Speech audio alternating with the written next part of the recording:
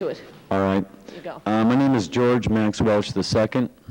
I'm a National Guard member of the Massachusetts Mass Militia, the Minutemen, the 182nd. Our roots go back to 1636. So do my family's roots here in Massachusetts. We have streets named after my great-grandparents in Middleborough and throughout the city. I went down and returned. I left the city after graduating high school and served in the military, and then went to California, where I too am an artist. I have copyrights for screenplays, short stories, and novels. I returned to my home state, to where I hoped that my future wife and children would be raised and educated and grow up in the same village and townships that I did. Unfortunately, they can't, because they cannot afford the housing or the homes. I am homeless at this time because I ran out of funds just trying to find an apartment I could afford. I can't, coming here tonight, I had to give up a bed so that my voice would not be quashed, and that this city could hear our voice as true Yankee know-how New Englanders, something that is becoming a rarity and an endangered species in the city of Boston. There are many families here that if I turn to tonight and ask them for a place to sleep, they might be put out of their Section 8 homes because they had an overnight guest. And I would not ask any member of this party here that is before you to do so. And I would not risk the dignity and honor of this uniform. I would rather sleep on the Boston Commons, as did the first mass militia, than to see one of these children put out in the streets because they gave me a bed. I swore to defend the Constitution of this state. But when I came home, I found that the Constitution of this state is being ignored by big business.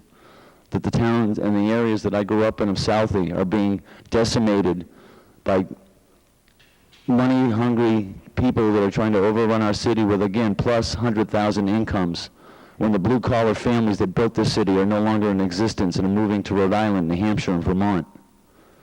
I want a township where I can come home and know that the 7 generations of my family that also built General Tom Thumb's house in Middleborough Museum is going to exist. Not that it's going to be homeless and in the streets of Boston and have to go to a soup kitchen in the Boston Commons while a gentleman driving a Lexus drives by and says, "We don't count, we don't have a voice."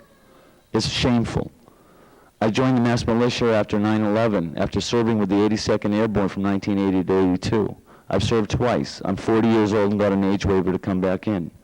One of the reasons why I came back in is here on the Boston Government Center. Mr. Turner was at the peace rally, I believe. And if you remember, there were many veterans from 17 Court Street that were there. I had to intervene several times to keep students and veterans from having altercations. We are peacekeepers first, and we will always be peacekeepers. And I don't believe I should have to serve, and he is right. We don't need guns, bombs, and ammunition. We need peacekeepers, but we need the peace in our own neighborhoods first. And the intolerance and the anger that is growing in the city of Boston, and the animosity of the separation of classes, it goes back to the time that this nation was founded, and my militia spilt blood for the equality of this nation, that classes would not exist. And I see this happening again and again daily. I have gone to shelters after shelter myself. I can't even sleep in my own armory except once a month, and then I'm considered an honored soldier. But I am first an American, and first a Bostonian, and first a New Englander. And I will not sacrifice that 1 ounce to somebody from another state with a larger dollar bill or a bigger car, so that my kids have to go to another state to find reverence and understanding of what this nation is about. I came here a committed artist to my own community.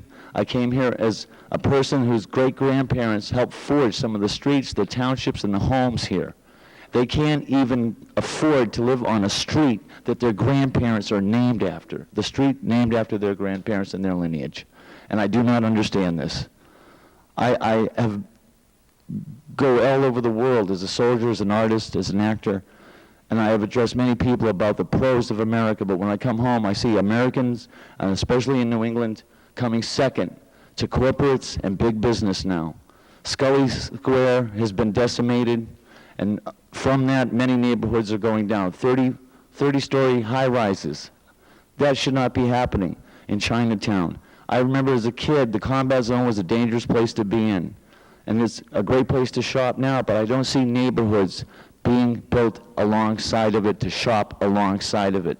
there is no more community. Chinatown has become a few dark streets, and it's getting darker to the point where the voice of Chinatown and the cosmopolitan feel that Boston boasts and the educational level that it boasts is suffering. Kids from out of state are gaining educations here and using that same education in other states. They are not using it here in Massachusetts. I came back here to apply my veterans benefits to go to Bridgewater State College, and that hopefully my children would go there. My great-grandfather helped bolster the property for Bridgewater State with Horace Mann, the educator. And I'm very proud of that. Nathaniel Washburn is part of my family lineage. They would roll over in their graves to know that their great-grandchildren could not live in the city that they helped found culturally and physically, for the city, for the nation, and for the respect that we've been given as the city of Boston, first and foremost. We are the true sons of liberty, but there is no equality. And I am at loss why I am still in a uniform serving a nation that has turned its back on its own people, and a city that looks at people who have worked to the bone to get where they're at as second-class citizens, and show the disrespect when you go to a welfare office or something like that, or you get evicted, and there are no programs for you if you are a hardworking American. There are no programs for you if you're not an alcoholic. There are no programs for you if you are not a drug addict. And if you aren't any of these, they will ask you to lie to get you into a program, on a list, or into Section 8 housing so that they can get their dollar bill in their budget, so they can get you supposedly in a waiting list or a home. As long as you're on a waiting list, trying to get somewhere, they're getting another budget year. But they are not getting another budget year, and they are not getting another chance if they are living in the commons and they are living out in the streets of Boston.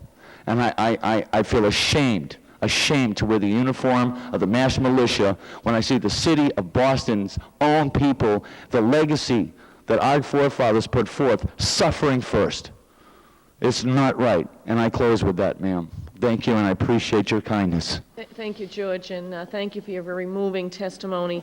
And again, as I mentioned to John earlier, if there's anything we can do to assist you with a place this evening, make sure you check with the central desk here, because there's no reason anyone should not have a bed to sleep in. Thank you. Jackie.